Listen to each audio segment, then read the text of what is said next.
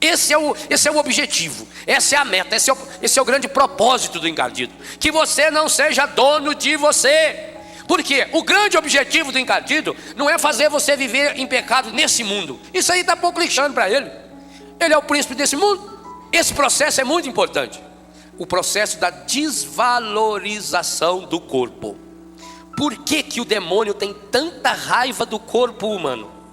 Primeiro, porque ele não tem corpo. Ele é puro espírito. Ele morre de inveja do seu corpo. Segundo, pior ainda, ele morre de inveja porque Jesus se encarnou no corpo de Maria e assumiu um corpo humano. Gente, cada vez que o demônio olha para você, rapaz, para você, menino, e como eu falei ontem, no auge da sua masculinidade, ele se lembra de Jesus. É a proposta que eu lhe faço hoje. Se você quer transformar sonhos em projetos, porque ficar só no sonho é alienação. Eu ontem frisei acentuadamente a necessidade de a gente reacender dentro de nós os nossos sonhos. É preciso, de modo especial, que o jovem volte a sonhar. E dizíamos que há no mundo uma conspiração, há um projeto feito para que o jovem não sonhe mais, para que o jovem não acredite mais em grandes ideais, para que o jovem vá pouco a pouco perdendo a sua identidade. Hoje eu quero convidá-los a um passo fundamental: transformar os seus sonhos em projetos. O que será que significa isso? O itinerário está pronto, já foi feito por esse jovem. E aí o que é lindo, o que é maravilhoso na palavra, foi feito por um jovem que, a exemplo de cada um de nós, sonhou com algo grande na vida, mas porque usou os caminhos errados, acabou reduzido a um chiqueiro, onde ele não podia comer nem a lavagem. Aquela cena de ontem aqui dos 3 porquinhos é uma cena que, segundo a parábola, não é real, porque aqui eles realmente estavam comendo. O som era típico de quem come igual os porquinhos, e a parábola diz que nem a lavagem ele podia comer. Então, a transformação de sonho em projetos acontece na vida de alguém que, vamos ser muito honestos e sinceros, eu não sei a fundura do poço que você já chegou, eu não sei, mas eu garanto com a mão em cima da Bíblia que nem todo mundo junto aqui chegou na situação que chegou esse menino do Evangelho. Quem de vocês aqui já foi obrigado a tentar comer lavagem de porco? Ninguém. Por mais que tenha baixado, por mais que tenha caído. Então, a transformação de sonhos em projeto, feito por uma pessoa que esteve lá no mais fundo do poço, é uma grande esperança para cada um de nós. Quando a gente lê uma parábola, quando a gente escuta um testemunho, a gente precisa despertar no coração o seguinte raciocínio: se ele conseguiu, eu também vou conseguir. Se Deus está do meu lado. Porque veja bem uma coisa: quando você entrou no caminho do pecado, Deus estava contra ou a favor de você? E quando você voltou do caminho do pecado, Deus estava contra ou a favor de você? Deus está sempre ao seu lado, Deus está sempre com você. Somos nós que recusamos a presença de Deus. Ora, se para fazer o mal você foi tão competente, não está na hora de usar essa competência para fazer o bem? É essa virada que tem que acontecer conosco. Transformar sonhos em projetos. Quais os passos, está aí na Bíblia, acabamos de ler, do itinerário que esse menino seguiu, e que, se cada um de nós quisermos transformar sonhos em projetos, a gente precisa seguir. O itinerário está feito, o caminho está feito, a trilha está feita. Primeira coisa, parece até uma expressão pleonástica: entrou então em si. Se entrou, só pode ser em si. Isso é singular. Falar entrarão. Tem gente que tem a capacidade de ficar fora de si. Eu fiquei fora de si. Mas claro, ou você fica fora ou dentro de si. De mim, ora, fiquei fora de mim. Eu fiquei tão transtornado, eu fiquei completamente fora de si naquela hora. Eu não vi nada na minha frente. Para não ter esse perigo, Lucas, que é médico, portanto conhece o tamanho da inteligência humana. Lucas conhece. Lucas, inclusive, é o protetor do nosso repórter, que ontem, nosso repórter ontem foi lá filmar as mulas. Teve uma corrida de mula em Silveira. Formula. Bacana, né? Lá em Silveira, foi ontem. Não é que a besta do nosso repórter levou um coice da mula? Isso é espetacular, velho. Isso dá uma manchete maravilhosa de televisão. Burro leva coice da mula em Silveira. Mas pra quem vai chegar perto do pé da mula? A única defesa que uma mula tem é o pé. E a anta chega lá, certo, pra filmar o tamanho do casco. Vem aí pro posto aí, coitado, tudo esgualepado. Burro nasceu pra sofrer. Se você não quer levar coice de burro, e o pior é que alguns aqui, como diz uma filha minha, mas pior é que tem umas bestas aqui que leva coice de porco. Gente, aí a pessoa é mais curta que o coice do porco. Que absurdo. Porco dá uns coicinhos assim de meio palmo. Pois tem gente levando coice de porco. Muito bem. Entrou então em si. Ele não entrou num lugar. Ele não se refugiou. A ideia aqui de São Lucas, de fixar bem, que ele entrou em si e refletiu. Olha, refletir já é em si mesmo, não tem outro jeito. O espelho reflete, você olha no espelho, você vê você no espelho. Refletir já é dobrar-se sobre si mesmo. Então, é pleonasmo absoluto. Entrou então em si, porque antes ele estava fora dele. E esse é o primeiro passo. Meu querido e minha querida, sou capaz de assinar embaixo ao afirmar que todas as vezes que você deixou-se levar pelo pecado, você não agiu por si mesmo. Isso que é o que mais dói no pecado. Tenta lembrar hoje os seus sonhos. Faz tão pouco tempo, alguns de vocês aqui são adolescentes ainda, entrando na juventude. Aqueles seus sonhos maravilhosos de jovem, de um mundo novo, de um mundo fraterno, de justiça social, sem fome, sem miséria, politicamente correto. Quando foi que você começou a perder esse sonho? Quando você começou a perder o autodomínio. Quando você passou a entrar na dos outros. Porque na medida em que você entra na dos outros, nas ideias dos outros, quem escolhe a roupa que você veste? O jovem quer ser livre, mas quem escolhe a roupa dele são os estilistas. Inclusive a maior parte desses estilistas, quando aparece na televisão, você vê já que não é gente muito equilibrada. Não é? É tudo meio, dá pra virar, de certo. São as creuzonas. Eles que escolhem a roupa. E você acha que não influencia a moda? Se a moda não influenciasse, Gisele Bündchen, aquela gauchinha linda, ganharia $150 mil para dar 2 voltas lá na passarela.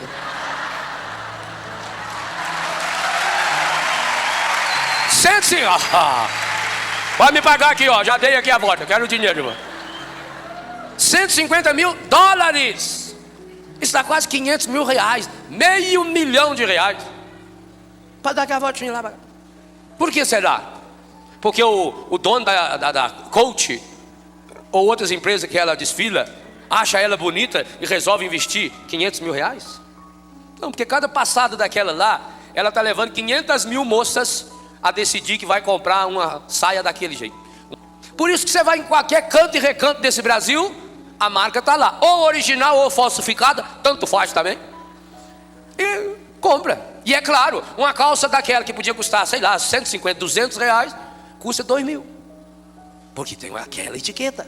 Ô louco, eu vi na televisão esses dias uma reportagem daquela loja lá que foi preso das Lula. Calça jeans de 20 mil. Sapato de 5 mil. Tem, besta nasceu para sofrer mesmo, para levar coice de mula, então tem que aguentar. É burro demais. Pessoa que precisa comprar uma bolsa para andar com ela no ombro, R$25 mil. Uma pessoa que compra uma bolsa delas, não vale o valor da bolsa. Não vale. Isso é pecado mortal. Mortal. A pessoa que diz que é católica não pode comprar um trem desse. Está em pecado mortal. Pior ainda, não podia comungar, porque está comungando, comendo e bebendo a própria condenação. Você já pensou? Um absurdo desse. Por isso que eu fico feliz quando essas velhas ficam decepcionadas, descobriu que a bolsa que ela pagou 20 mil é falsa. Bem feito! Bem feito, velho. Ela não sabe nem a diferença. Cada vez que você, que eu, cada vez que um de nós deixamos-nos conduzir pelo encardido, a gente perdeu a identidade. O jovem não escolhe a roupa que vai vestir, seus meios de comunicação escolhem. Por isso que a moda muda, e você fica desesperado. Tem adolescente jovem que, se não tiver aquela roupa, fica desesperado. Gente, a roupa é fundamental, principalmente como instrumental do demônio. Quando a gente viaja, os jovens que foram à Alemanha devem ter visto, principalmente nos metrôs, nas praças, o crescente número de jovens vestidos em defesa do Satanás. O satanismo é um fenômeno entre a juventude europeia e a juventude norte-americana, de uma forma, e também a japonesa, de uma forma assustadora. E eu inclusive acho que os jovens católicos precisam evitar qualquer tipo de roupa parecida, com aquelas vestes pretas que eles usam do pé na cabeça, e ainda põe um sobretudo preto que vem até aqui embaixo assim, e aí prende o cabelo de modo diferente, espeta o cabelo, formato de chifre, e depois junta aqueles piercing em tudo, que vão enfiando pro nariz afora, na língua, no umbigo, em outro lugar que a gente não vê, também nem quero ver, também que deve ser uma coisa horrorosa. Isso é um absurdo. Isso é satanismo. Eu vejo pelos meus filhos, os meus filhos que chegam em Betânia e que têm tatuagem, 99% dos que têm tatuagem tem pelo menos uma tatuagem satânica. Uma pelo menos, quando não é o corpo inteiro. É um dragão, é uma cobra, é uma aranha, é um tribal, é uma índiazinha lá que representa o demônio não sei do que lá. São símbolos satânicos, são símbolos demoníacos, alimentados por música. Principalmente esse rock pesado, esse rock inglês, esse rock europeu, também o rock norte-americano.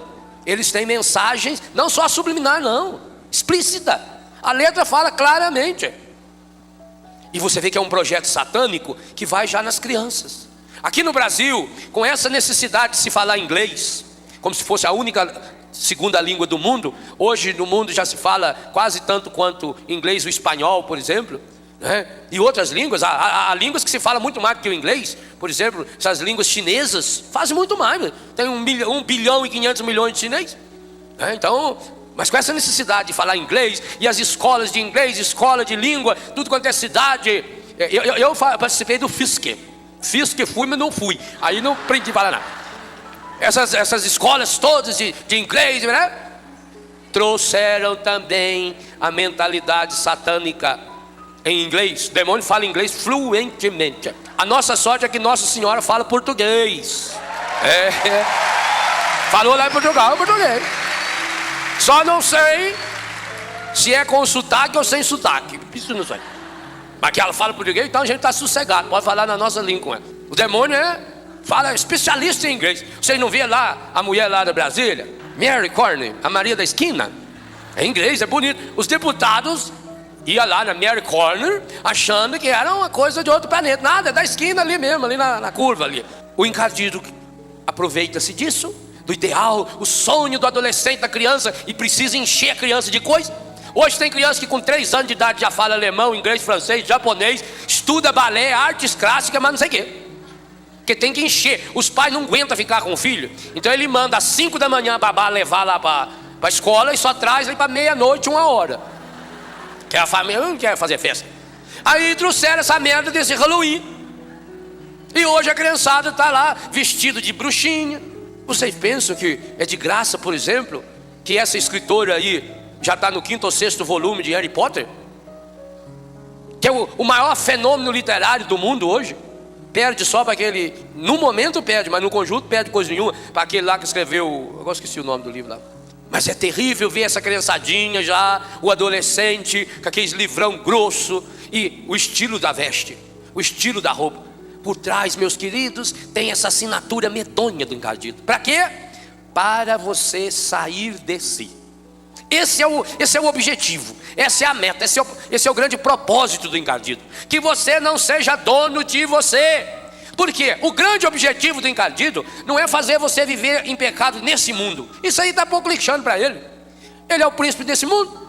O grande objetivo do encardido é fazer você se alienar de tal modo E a alienação aqui entra em todos os sentidos da palavra, desde a conotação de Karl Marx, de Feuerbach, até essa alienação que eu citava ontem, do jovem que está de braço cruzado diante dessa crise, dessa imoralidade, dessa safadeza toda. Todas as formas de alienação, desde a alienação política até a pior de todas elas, a alienação da própria liberdade, da própria vontade. É esse processo que vai acontecendo, para que alienado, completamente alienado, o jovem se perca e vá criando rastros de inferno, porque por onde passa você deixa seu rastro, ou de céu ou de inferno. Esse processo que se investe bilhões, trilhões, quatrilhões de dólares, isso é um absurdo. Para quê? Para levar esse processo de alienação. Começa com esse processo de alienação da roupa. Você não escolhe mais sua roupa. Você não escolhe mais a roupa que você veste. E em pouco tempo não escolherá mais diante de quem você se despe. Olha o processo. Você não escolhe mais que roupa vai cobrir o seu corpo. Pouco interessa, porque agora você vai descobri-lo para qualquer pessoa. A passagem é lenta. Primeiro você se aniquila, você se torna feio. A cor negra é para dizer da ausência da cor, para ficar opaco. Então pinta-se a unha de preto, o cabelo espeta, põe aquelas coisa preta aqui fazendo aquelas sombras. Inclusive homem. Quantos moleques hoje a gente vê, principalmente nesses países, nessa sociedade, também aqui no Brasil, nas cidades mais avançadas, à noite, por exemplo, moleque, rapazinho, com sombra preta no olho, o piercing, porque o piercing é importante como sinal de que já está preso. Já falei para vocês que quem inventou o piercing foi um peixe que conseguiu fugir do anzol, mas o anzol arrebentou, ficou preso na boca dele, e ele era muito orgulhoso. Aí perguntaram: o que é isso? Eu falei: agora eu criei, chama piercing. Andar com pedaço de anzol na boca. E pior que tem um monte de piercing. E o triste é que esses que andam com piercing não se libertaram, não, estão presos até hoje, com a boca e o coração presos. Então o piercing é para ressaltar a cor negra. E aí vem aquela veste negra do pé na cabeça. A pessoa olha no espelho e enxerga o quê? Ela não se vê mais. Você já notou esse processo que a maquiagem usa? E eu repito o que o Dunga falou ontem. Eu gosto de maquiagem, acho que é mais bonita a mulher bem maquiada. Eu acho bonita a mulher que pinta o cabelo. Eu, se eu fosse mulher, cada semana meu cabelo era de uma cor. Eu acho lindo isso, isso é uma maravilha, isso não é pecado. Essa dependência química não é pecado não, hein? Principalmente quem sabe usar. Tem uns que, nossa senhora, vai ser. Eu tenho dó de gente feia já, então a pessoa realça a feiura. Quem é feio não pode realçar a feiura, tem que disfarçar a feiura. Não realçar, vai ser bobo. Escolha uma roupa que combine com o seu visual. Agora, você já tem o formato de um bujão e coloca aquela bata franzida aqui na frente. Nossa, aquilo é horroroso. Você tem perna feia, não usa calça curta. Quem tem perna feia deve usar calça longa, que arrasta assim lá para trás, né? A pessoa tudo feia, aquele corpo deformado, aí põe aquela alcinha assim. Nossa senhora. Para nós é bom, que a gente olha e fala: obrigado, Senhor. Louvado sejas, meu Senhor. É uma função importante. Então o jovem vai se vestindo segundo a moda, vai se penteando segundo a moda, e depois começa a se despir. Esse processo é muito importante. O processo da desvalorização do corpo. Por que o demônio tem tanta raiva do corpo humano? Primeiro, porque ele não tem corpo. Ele é puro espírito. Ele morre de inveja do seu corpo. Segundo, pior ainda, ele morre de inveja porque Jesus se encarnou no corpo de Maria e assumiu um corpo humano. Gente, cada vez que o demônio olha para você, rapaz, para você, menino, e como eu falei ontem, no auge da sua masculinidade, ele se lembra de Jesus. Por isso que ele tem raiva do seu corpo. Cada vez que o demônio olha o corpo de um jovem, principalmente bonito, é claro que é bonito, foi Deus que fez. É claro que a pessoa, depois de amadurecida, permanece bonita. Agora, fisicamente falando, o auge da beleza física é na juventude. Então imagina, o demônio já tem raiva, ele tem inveja, ele queria ter um corpo e não tem. Por isso que ele fica aí tentando baixar, emprestar corpo dos outros. E ele aceita qualquer porcaria, qualquer tranqueira ele está aceitando. Mas é claro que ele quer uns mais ajeitados, que nem nós assim. Ele estava interessado. Aqui para ele que vai ter. Leve frutas ao demônio, principalmente banana. Cada vez que ele olha para o corpo de um menino, ele lembra daquele corpo lá. Ele tentou estraçalhar aquele corpo. O demônio tentou, usou para isso imperador, do governador, usou dos sumos sacerdotes, usou até de apóstolo. Ele fez o que pôde para destruir aquele corpo. Não conseguiu.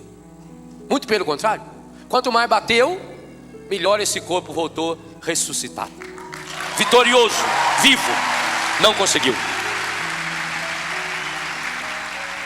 Quando o demônio olha para vocês, meninas, no auge da beleza física, onde tudo é perfeito, o corpo feminino é a obra por excelência das mãos de Deus. É a delicadeza ambulante. Se vocês mulheres soubessem o tanto que vocês são bonitas, é coisa maravilhosa. A pele de uma menina, nós que temos sobrinhas, filhas nas comunidades, essas meninas, quer ver? Quando sai da fase da adolescência, que parou de nascer aquelas espinhas horrorosas, e começa aquela pele mimosa, assim, que coisa linda. Cada vez que o demônio olha o corpo de uma menina, ele não fica excitado não, ele fica com raiva. O demônio não excita, ele fica com raiva, ele é o pai da excitação. Ele olha para a menina e lembra de Maria. E cada vez que ele lembra de Maria, ele lembra que ela pisou a cabeça dele. O demônio diante de Maria, eu acho lindo. Esses dias nós lemos, segunda-feira passada, nós lemos a primeira leitura de Apocalipse 12. Não, domingo, Apocalipse 12. Apareceu no céu um dragão, ô bicho feio, 7 cabeças, 10 chifres. O rabo do bicho, só com uma rabada, ele fez desaparecer 1/3 das estrelas. Ô bicho medonho. Até onde que ele chegou? Parou diante da mulher, a Maria. Aquele dragão que vinha varrendo o céu, aquela coisa medonha. Quando chegou perto de Nossa Senhora, parecia um cachorrinho adestrado. Coitado, um imbecil. Guarda o rabo, deita, recolhe o fogo da boca, pronto, vai embora. Olha a imagem, o autor, eu gosto da Bíblia. A Bíblia é o livro mais humorista que tem na face da terra. Eu fico lendo aquilo lá e fico imaginando, nossa Senhora, eu vou ao delírio. Você tem que usar a cabeça, imaginar mesmo, direitinho como está lá. Quando falar que é um dragão enorme, você imagina que a vizinha sua, muito maior assim, enorme. É bom você comparar, né? Tem zoião assim para fora. Tem que imaginar ele bem feio. E depois ver ele em frente, Nossa Senhora lá. Fica chorrinho lá, deitadinho, quietinho. O demônio sabe que com essa dupla aí, ele não vai nada. Jesus o venceu não sei quantas milhões de vezes na cruz. Bastou uma gota do sangue de Jesus. Que Maria meteu o pé na cabeça dele, pisou a cabeça da serpente. Então o que ele pode fazer? Ele agora quer agir indiretamente, destruindo você. Cada corpo de menina que ele destrói. E para que o jovem vá perdendo a força de vontade, porque para entrar em si é preciso força de vontade, é preciso ser revolucionário, é preciso nadar contra a corrente, é preciso ter coragem de ser diferente, é preciso para isso tirar a força do jovem. E aí entra em cheio a questão das drogas.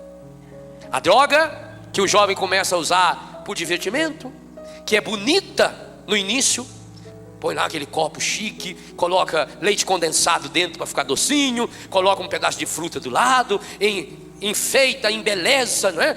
Você já deve ter visto aquele filme Coquetel.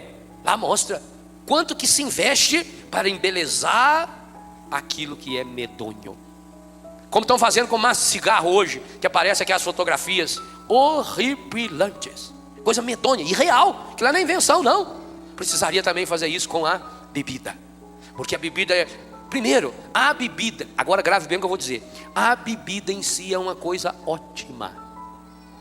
A bebida em si, só que a pessoa que tem que bebê-la, se a pessoa não tiver o problema. Se tiver o problema não pode chegar nem perto. Uma gota de álcool para quem tem o problema é pecado mortal e grave. A ideia de que para se fazer festa, a ideia de que para se alegrar, eu preciso estar turbinado pela bebida, a associação de bebida com festa, inclusive na igreja. Eu fiquei feliz de saber que a minha arquidiocese de Florianópolis acaba de tomar uma decisão na Assembleia de Pastoral de que a partir de agora, nenhuma paróquia, nenhuma igreja católica da arquidiocese de Florianópolis poderá vender bebida alcoólica nas suas festas. Nunca mais. Graças a Deus. Porque, infelizmente, quantas famílias foram destruídas a partir da festa religiosa lá na sua comunidade? Quanta gente aprendeu a beber nas festinhas de igreja?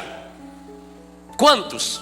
E que coisa. Por isso também que essas igrejas que se mantiveram a poder de venda de bebida alcoólica são comunidades pobres, são comunidades que não cresceram. Vê se aqui na Canção Nova foi vendido uma gota de álcool até hoje para fazer tudo que foi feito. Betânia, uma vez lá em Curitiba, uma mulher queria mandar me processar. Umas 4 velhas da Alta Society lá. Mas pode processar. As velhas chegaram lá em casa para levar uma oferta para nós. E ofertona mesmo. Uma montoeira de dinheiro. Festa de velha rica, não tem nada para fazer, só gastar dinheiro.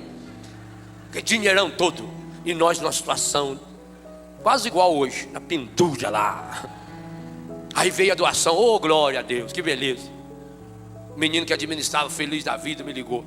Ô pai, nós recebemos uma bolada aqui. Uma oferta que é uma beleza. Tantos mil. É? De quem? Ah, de uma senhora. Nessa hora velha é senhora. Ele fala senhora. Uma senhora. Umas senhoras velhas aqui. E da onde que arrumar esse dinheiro? Ah, não sei. Descubra. Telefonou para as velhas. Com muito jeito, etc. O pai quer saber. Como é que as senhoras conseguiram esse dinheiro? É doação de cada uma? O que é? Ah, nós fizemos um bingo e... Teve bebida alcoólica por acaso? Sim, a cervejinha, para vir buscar o dinheiro de volta. E foi buscar.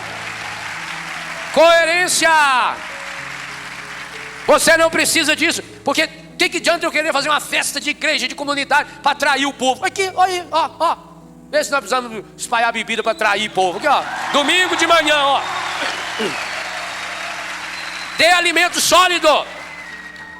São Paulo já diz na carta aos Hebreus, capítulo 8, acho que o versículo é 12 ou 13. Quem vive alimentando-se de leite não pode receber alimento sólido. Aliás, o único mamífero adulto que bebe leite é o ser humano. Por isso que leva coice de vez em quando. Leite é comida de criança, completa. Depois que cresce, pode botar um golinho assim só para quebrar o gosto. Então a pessoa precisa de alimento sólido. Nós precisamos dar ao nosso povo alimento sólido, uma palavra de vida, porque a fé entra pelo ouvido. Por isso que é muito importante o silêncio. Você já pensou você ter vindo lá da sua cidade, longe, participar de um acampamento e aqui ter sido instrumento do demônio? E aquele irmão que precisava ouvir aquela palavra, precisava, necessitava. No plano de Deus é aquela palavra que ia salvá-lo, pois o demônio não quer que ele escute essa palavra.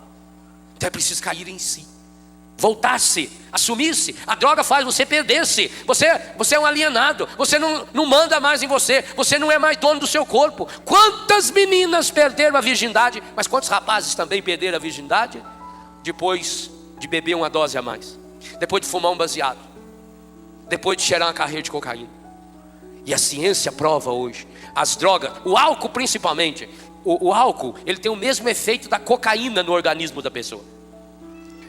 Você tem em média 100 bilhões de neurônios e vão morrendo. Morre aí 15, 20 mil por dia. Todo mundo morre, é normal. Então você vai chegando na idade mais avançada, as suas ideias já não estão muito claras, a memória já não é tão boa, principalmente a memória recente. Você é capaz de lembrar de coisas de 80 anos atrás, mas não lembra o nome da pessoa que está ali do seu lado. Não é assim? Então vai desgastando, é um desgaste natural. A droga acelera. Quando se usa drogas corrosivas, álcool, cocaína e todos os seus derivados, o que ela faz? Ela come o neurônio. E é irreversível. Não tem volta. A pessoa que teve os seus neurônios comidos pela droga, agora o organismo vai ter que inventar caminhos novos. Então, por exemplo, vocês sabem que os neurônios, eles não estão ligados um no outro. Não tem uma cordinha que passa de um para o outro. É como se fosse um dominó. Um monte de neurônio, um do ladinho do outro. E eles passam as informações, as energias, as eletricidades do corpo, eles jogam um para o outro. É como se fosse um corredor polonês. Vai passando de um para o outro. Eu pego, passo para o outro, numa velocidade espetacular. quando o neurônio do meio é comido, esse que está para passar agora precisa lançar com mais força, o esforço dele terá que ser maior. Imagine quando um adolescente, Deus do livre e guarde, o adolescente e o jovem que usa droga, então, na hora em que tudo está se estabelecendo, organizando no seu corpo, os neurônios estão sendo destruídos para sempre. Para sempre. Fala-se que cada vez que um jovem bebe, que fica de porre, que ele chega a perder 1 milhão. Claro, você tem muito, a princípio não aparece, você tem 100 bilhões, 1 milhão de neurônios, quando o normal é perder 10, 15 mil neurônios por dia, num único porre. Tanto faz se é de álcool, tanto faz se é de cocaína. O processo que acontece com as drogas inibidoras é um pouquinho diferente. O resultado é o mesmo enquanto se usa a droga. A maconha, o cigarro, quando a pessoa usa, eles não destroem o neurônio, eles criam uma capa para o neurônio. Eles escondem o neurônio. Então na prática dá na mesma, enquanto estiver usando a droga. Porque aquele neurônio encapado, ele também não pode exercer a sua função. Claro que no caso do cigarro e no caso da maconha, com todos os seus derivados, quando uma pessoa para de usar, devagarinho essa capa vai se dissolvendo, desaparecendo. E num prazo médio de 84 dias, o organismo já está apto a voltar ao seu normal. Mas vejam, como é que o demônio foi capaz de criar algo que alienasse o ser humano, principalmente o jovem, de uma forma tão terrível. É por isso que quando você pega um jovem usuário de droga, ele vai mal na escola, ele não consegue aprender mais. E aí, indo mal na escola, ele não vai ter sonhos para transformar em projeto. Porque primeiro vem o sonho, mas agora eu preciso transformá-lo em projeto. E para transformar o sonho em projeto, o evangelista usou 2 vezes o verbo levantar. Primeiro como uma decisão, levantar-me-ei, é uma decisão pessoal, eu vou me levantar, quase que está escrito ali, eu vou me levantar, levantar-me-ei, e logo em seguida, levantou-se, pois, e foi na direção do Pai. Portanto, para transformar sonho em projeto, você precisa desse passo, dessa decisão, levantar-me-ei, eu não estou segurando em nada, você tem que achar a força aqui de dentro, é o impulso que leva você. E aí precisa desse esforço seu. Ninguém, coisa impressionante. O pai mandou fazer túnica, o pai mandou engordar o boi, o pai mandou fazer anel, sandália nos pés. O pai fez tudo, mas não pôde fazer uma coisa. O pai não pôde ir lá, estender a mão para levantá-lo. Porque meus irmãos e minhas irmãs, você pode até sonhar o sonho dos outros e com os outros, mas chega um momento na sua vida, na minha vida, na nossa vida, em que você precisa dar a sua resposta, em que ninguém poderá. É preciso cair em si, tomar consciência, refletir e levantar-se. Levantar-me-ei. Só você pode tomar essa decisão. E o que é lindo e maravilhoso, mesmo se você estiver lá no chiqueirão, no meio daquela porcaria toda, ali também você pode tomar a decisão. Depois virá o longo processo, a longa caminhada para chegar até lá na casa do Pai. Mas para isso é preciso essa decisão. E essa decisão é fruto de uma parada. Jovem, você já notou como é que o encardido gosta de fazer você ser agitado? Que você fica o tempo todo naquela correria. Você chega na sua casa, você já liga a televisão e vai no quarto, liga o DVD e liga lá o toca-fita. E alguns já andam pendurados no pescoço. Aquele radinho, agora tem uns radinhos desse tamanho, metidinho desses. Não é todo mundo que pode ter daquilo, né? Aí põe no bolso aqui assim, aquilo toca 5.000 músicas. Eu falei, nossa senhora, quem aguenta isso? Eu às vezes para escutar um CD inteiro, é só um espírito de penitência, que é dureza, não? Porque cada CD tem aí 3, 4, 5 músicas boas. O resto a gente tem que aguentar, nossa senhora. Ainda bem que no carro você aperta um botãozinho, ele pula já no outro, né? Que tem uma música muito feia demais. Agora imagina você ficar com 5.000 músicas na orelha. A agitação, o barulho o tempo todo. É medo. É igual criança que precisa dormir com a luz acesa, que tem medo. Será que você também não é medroso e tem que dormir com o radinho ligado, com o somzinho ligado? É medo. Medo do silêncio. Lá em Betânia, no nosso retiro, nós temos pelo menos uns 5 momentos em que insistimos e brigamos. É preciso fazer silêncio. Silêncio exterior para chegar no silêncio interior. Nossos encontros, principalmente quando a gente vai pregar Brasil afora, eles perderam a capacidade de silenciar. Tanto que entre uma pregação e outra, sempre aparece uma anta para botar um CD na maior das alturas para todo mundo ficar escutando e não ter tempo de dialogar, de conversar, de assimilar. Nós precisamos de silêncios. A liturgia é rica por isso. A liturgia é feita de momentos de silêncio, de momento de contemplação. O Papa falava, usava uma expressão belíssima, boca a boca, adorar. Entrar quase que, ele não falou, mas eu logo já percebi. Quase que ele falou que é preciso entrar num beijo na boca. Orar, oral, adorar, é boca a boca, e chega pertinho. Então, você precisa desse silêncio. Não pense, olha o que Jesus falou para Marta lá em Betânia. Marta, tu te inquietas por muita coisa. Maria escolheu a melhor parte, aquela que não lhe será tirada. O resto você vai perder. Você jovem não pode ter medo do silêncio rico, não como ausência só de som, mas como presença de Deus. E é claro, eu não estou falando que você tem que ficar 3, 4 horas ajoelhado diante de uma imagem ou diante do sacrário em absoluto silêncio. Não, começa com 2 minutos. Que seja na hora do seu banho, que seja na hora que você estiver no vaso sanitário, que seja na hora que você deita, mas você precisa entrar dentro de si, tomar a sua vida na mão. É a proposta que eu lhe faço hoje. Se você quer transformar sonhos em projetos, porque ficar só no sonho é alienação. É preciso transformar sonho em projeto. E como é que se transforma sonho em projeto? A partir da tomada de consciência. Porque aí 3 elementos vão ser delineados. Primeiro, a meta. Segundo, o objetivo. Terceiro, os propósitos. A meta é o que eu quero. O que você quer da sua vida? É só gravar essas 3 perguntinhas que eu vou fazer agora. O que eu quero? Segundo, por quê? Para que eu quero? Aqui é uma pergunta dupla. Por quê? É a motivação. Para quê? É o alvo. Terceira pergunta, como? O que fazer para chegar lá? Primeira pergunta, o que eu quero? Segundo, por quê? Para que eu quero? Terceiro, como? O que fazer para chegar lá? Isso você pode aplicar em cada sonho da sua vida. Como transformar sonhos em projeto? Projeto é concreto. Sonho está aqui ainda. Sonho a gente vislumbra na imaginação, na memória, no olhar do coração, na esperança, na fé. Agora eu preciso projetar. Projetar. Empurrar a favor. Injetar. Você que já injetou droga. Você jogou dentro de você. O projeto é a favor de você. Ser a favor de você mesmo. A favor do seu sonho. Então você vai delineá-lo. Talvez vai precisar fazer isso num papel. Se é um projeto muito difícil, você vai ter que escrevê-lo, reescrever muitas vezes, desenhá-lo muitas vezes, rabiscá-lo muitas vezes, cair muitas vezes. Thomas Edison, o grande, o homem que inventou a lâmpada, o pai da câmera, quando ele conseguiu inventar a lâmpada, ele tinha feito 2.000 tentativas, 1.999 tentativas. Ele conseguiu na tentativa de número 2.000.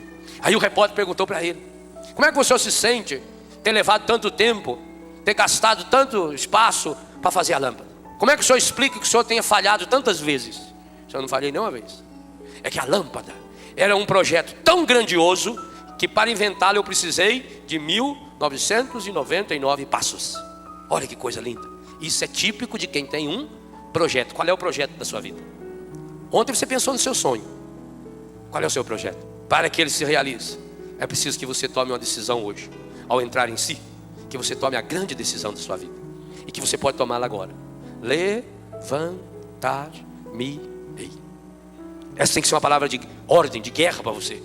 Talvez você está lá, jogado lá no fundo do poço, com droga. Seu relacionamento familiar está péssimo. Você está completamente alienado. Você veste a roupa que o mundo quer, corta o cabelo do jeito que o mundo quer, come a comida que o mundo quer, vive nessa insatisfação. Por isso que você vive insatisfeito desse jeito, menino.